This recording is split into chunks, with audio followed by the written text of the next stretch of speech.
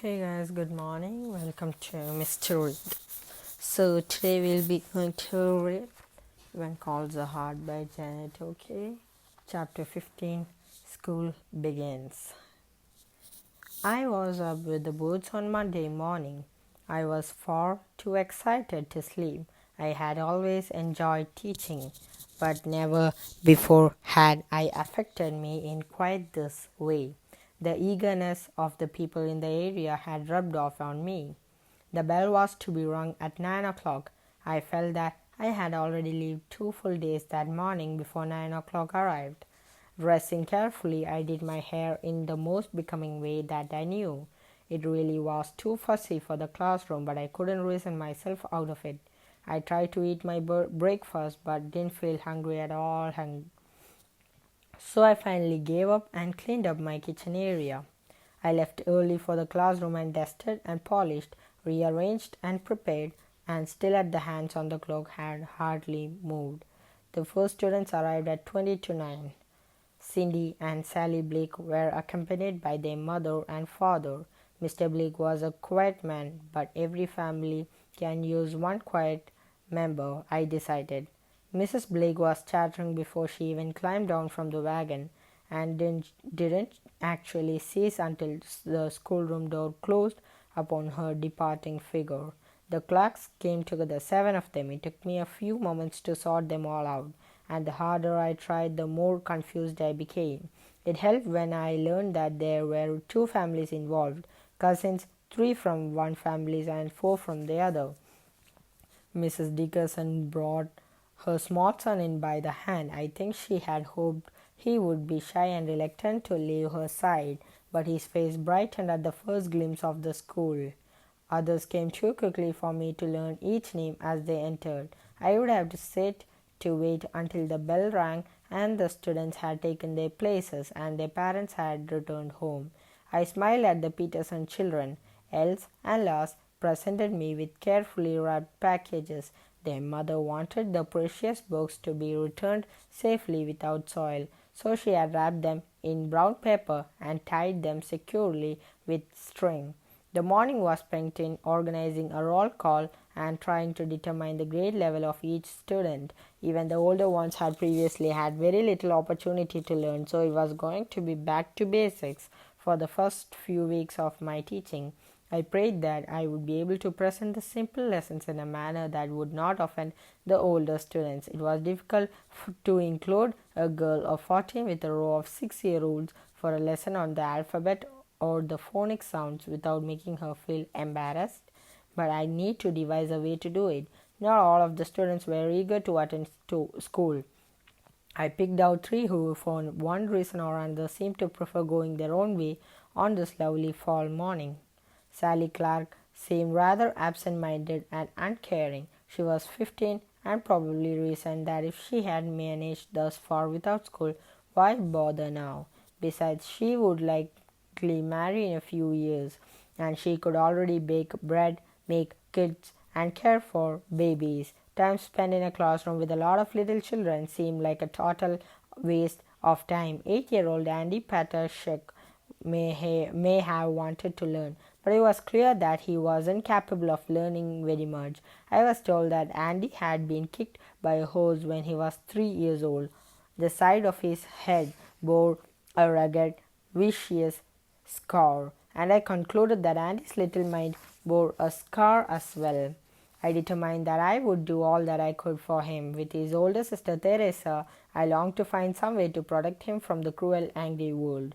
David Dickerson had no problem with ability. He was witty, and had a constant, seemingly uncontrollable energy. He wished to be at all places and involved in all things at once, and found it most difficult to sit still long enough for a fact to catch up to him.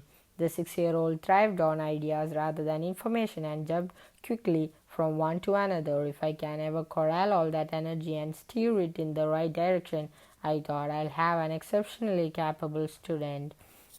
In the meantime, David seemed to wish to be in the wheat field, the playground, on his pony, up a pine tree, anywhere, but quietly seated at a desk in the classroom. Still, He did have a hunger for knowledge, and I was sure that if I could only get him to sit still long enough, he would learn quickly. By the end of our first day spent together, I had been able to introduce my pupils to the open door of learning, but I knew that many difficult days lay ahead before I would be able to sort them into legitimate classes. Certainly, I couldn't divide them by age. I would have to wait and discover their learning abilities. I went home from my first day in the classroom, excited and exhausted. Every student I had, and there were 19, needed individual tutoring. Would I be able to handle it? Where would the time come from? How long before some of them could work on their own? It seemed that my only recourse was to prepare individual assignments, both after school at night and before school each morning. Then each member of the class would have something to work on as I took time with the individual lessons. I sighed deeply at the awesome task that lay ahead of me, reminding myself that it was a challenge but not an impossibility. I squared my shoulders as I entered the teacher-age door. I brewed some tea and carried the teapot and my china cup to my chair and sat down, poking at some of the chair stuffing to make it fit me better. I decided I should get some sort of food stool so that I could put my feet up for a few minutes at the end of the day. I recalled seeing a small wooden crate in the storage shed. Surely I could find enough pieces of material in my sewing basket to cover it. I planned that it would be my next Saturday's project. As I relaxed in my big chair and sipped the hot tea, I thought about each student and how best I could teach him. As soon as I had drained my cup, I began preparing some simple assignments. I worked well into the late evening by the wavering light of the lamp. Tonight, even the howling of the coyotes failed to distract me. The week was a busy one. I arose early each morning to write assignments on the blackboard and to add last-minute ideas to the lesson that I had prepared on paper. The day was given entirely to the students. Already some of them were beginning to show abilities in one area or another. A small group was slowly emerging who would be able to take a forward step in arithmetic. Another group was ready to go on in the second primer. 2 students showed real promise in art and 3 had musical ability. Daily I felt frustrated by my lack of materials for teaching. If only I had, and I often started thinking, but I didn't have, so I tried to make up for the lack with creativity. At the end of the classroom time, I lingered for a few moments to correct work and plan the next day, then rushed home, made my cup of tea and rested for a few moments in my overstuffed chair. All the time that I said, my mind refused to relax. It leaped from one idea to another, from plan to plan. As soon as my cup was empty, I returned to work in the classroom, trying to put my ideas to work. By the end of the week, I was physically weary, but I was perhaps the happiest I had ever been in my life. I had planned to work on the food stall on Saturday, but instead I asked my students if they knew of anyone with whom I could ride into town. The growing list of items that I might find to assist me in the classroom prompted this request. I dreaded another long trip to town in a bumpy wagon, but I couldn't very well hand the list over to someone else and expect him to do the shopping for me. To my delight, Sally Cloud brought word on Friday that her folks were going to town on Saturday and would be happy to pick me up at 8 o'clock the next morning. So the chapter 15th is over. Next is chapter 16, Joint Tenets. We'll be reading it on the next video. Stay excited for the next chapter and please subscribe, like, share this new videos so you will also be able to read virtually. Thank you.